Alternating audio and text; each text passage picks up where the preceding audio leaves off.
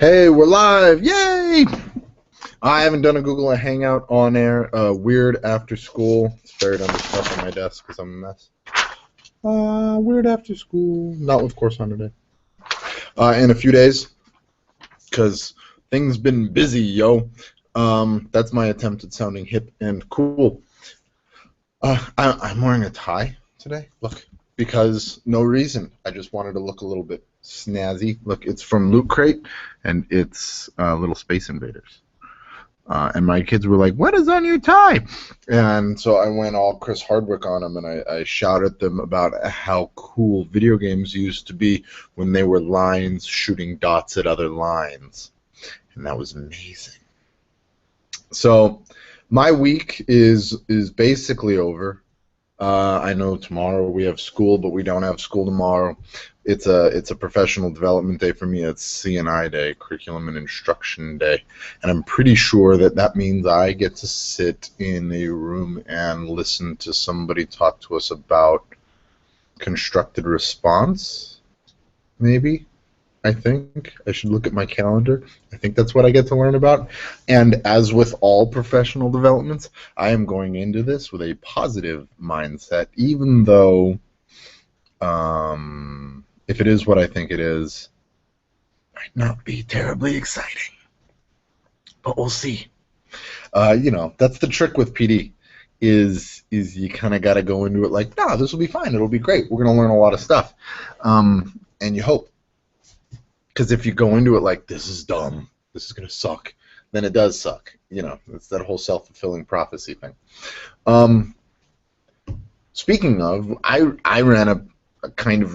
partially ran a professional development this morning. We've got, like I've talked about before, we've got a makerspace at my school, and Michael Stevens, who works down the hall from me, and I were the engines when it came to that.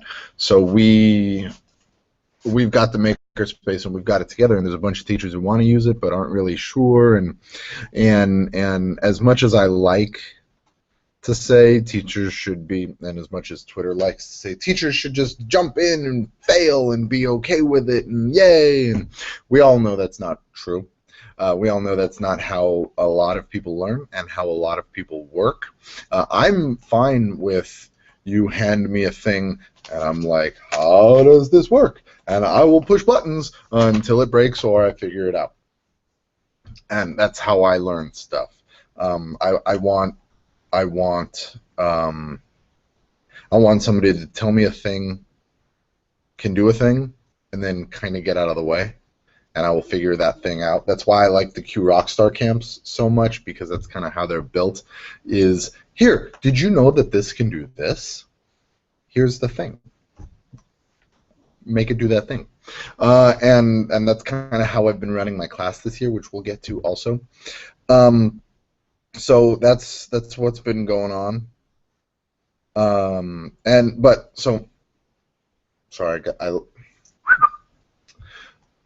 So we ran a professional development this morning because a lot of teachers wanted to use the makerspace but aren't very comfortable in it yet. They don't know what they can do. There's a lot of stuff in there that they've never seen before, which makes total sense, because some of us are more plugged in than others, and some of us are kind of paying attention to some things more than they're paying attention to other things. And I am in no way saying that these teachers are irrelevant or bad or not good at their job. They are just not aware of kind of the things that are happening as they go. They're not trying to be on the leading edge. They're trying to be the best teachers that they can,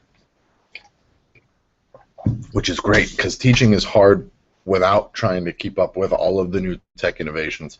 And I have to assume that at some point I will become a teacher who somebody says, hey, did you see this new thing? And I'm going to be like,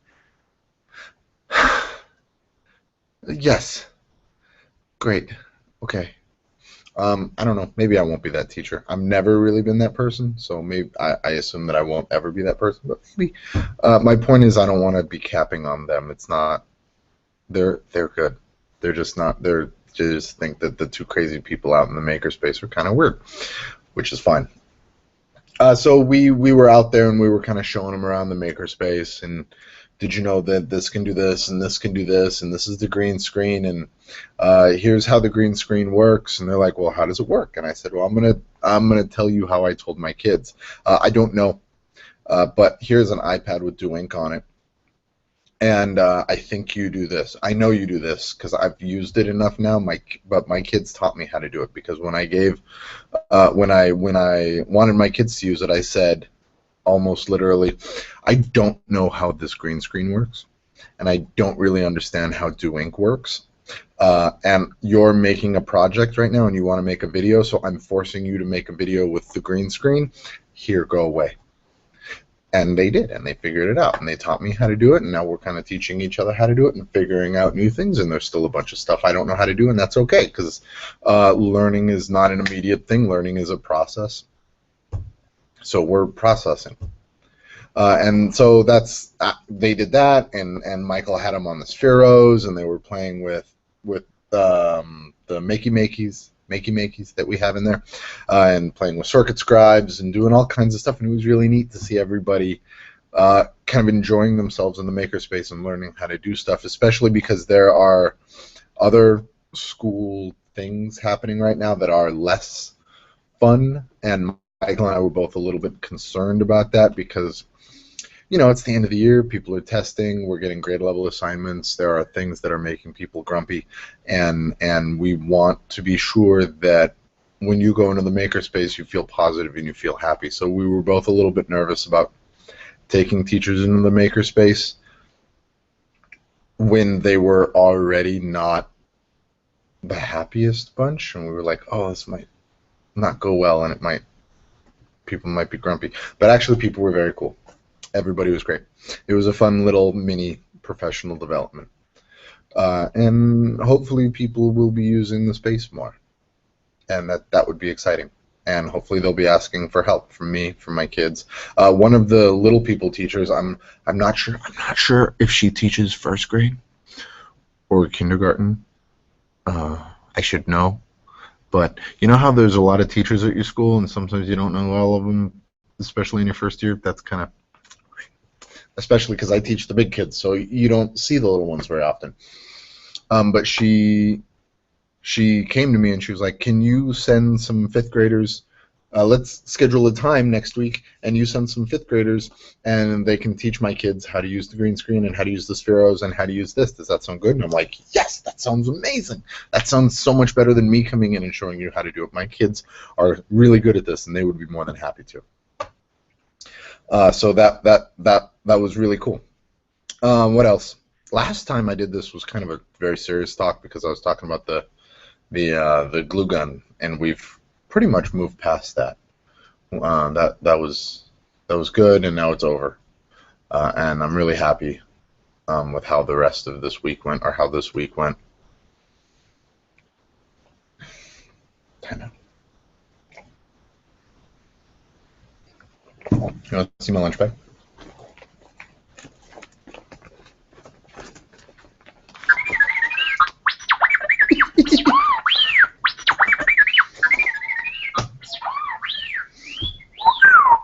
We're in the middle of testing. I'm going to show you the back of the cards. And as everybody knows, that's a lot of fun.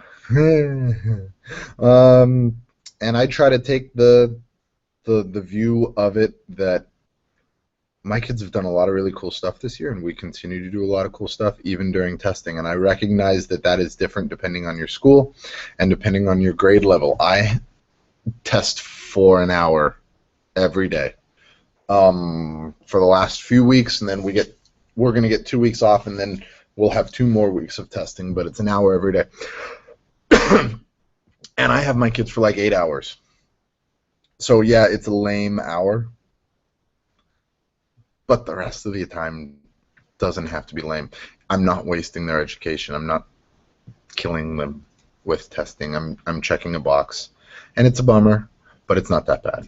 And like I said, I recognize that maybe if you're in high school or middle school and your kids come in and you have to test like all day, then that sucks, and it totally sucks the life out of you. And yeah, but for us, it's not that bad. And for my kids, I spend a lot of time telling them that it's not that bad. and that it's fine. It's a test. It happens. I play. I have a playlist on Spotify called Hero Themes that I play before we go in, and I make them stand all heroic, and we do all kinds of goofy stuff, and then we listen to the Imperial March from Star Wars, and then we go take a test.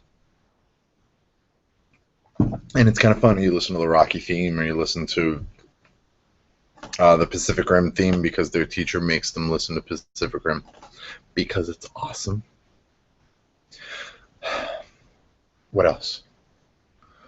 So that's what we're doing. And then so here's what's weird about having kind of a makery, student-centered classroom, at least for me. My kids are doing a lot of stuff, and it's a lot of disparate stuff right now.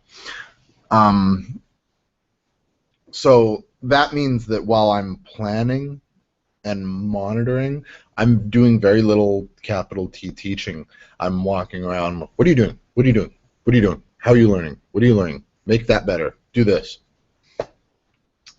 And it kind of feels like a madhouse, and it's kind of exhausting sometimes because so much stuff is going on, and it makes me nervous because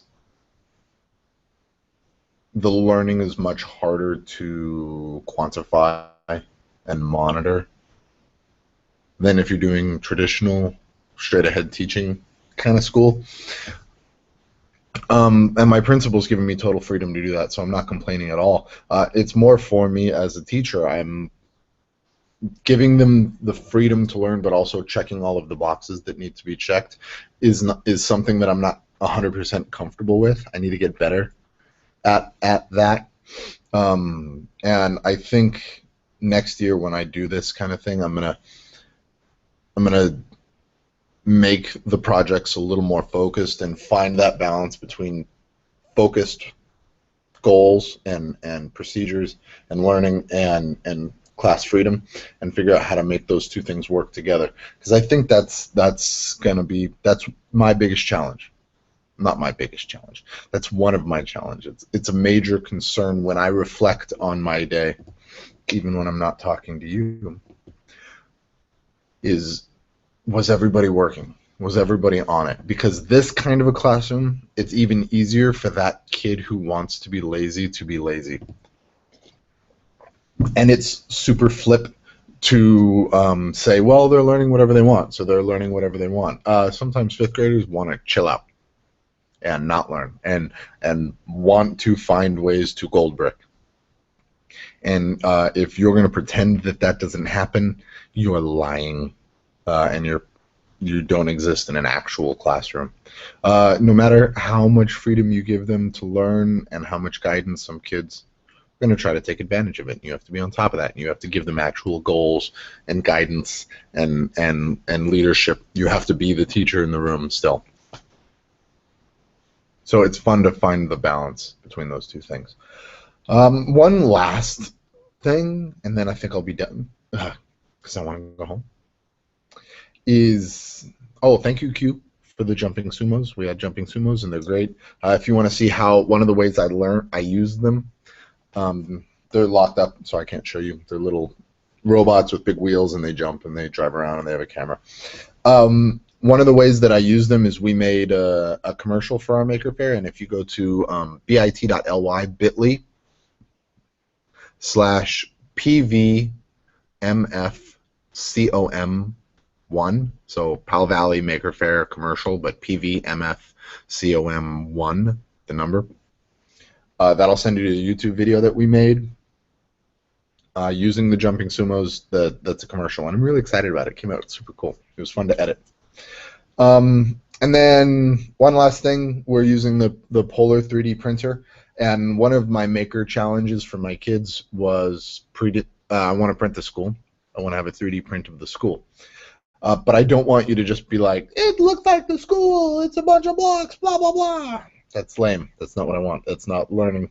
It's not rigorous. Yeah, I said rigorous, because it should be rigorous, because rigor makes you learn, and I don't care that you guys all think it's a bad word. It should be rigorous. It's not rigorous enough. So he got really into it, and he was there out there measuring the school and figuring out how far things were and converting that, and he built this model on Tinkercad over the last few days, and it's great. It looks so cool. It's a great little model, and I cannot wait to print it. He's going to print it on Monday, and if it looks like it looks in Tinkercad, and when I've built other stuff in Tinkercad, it should. It's gonna be really cool. He's gonna be over the moon, and I'm gonna be over the moon about it. I'm super excited. So that's where we're at. Um, and now I'm gonna go home and play with the weirdlings, and then tomorrow I have a professional development. And if it's interesting, maybe I'll do a weird after PD tomorrow. We'll see. Everybody have a good week.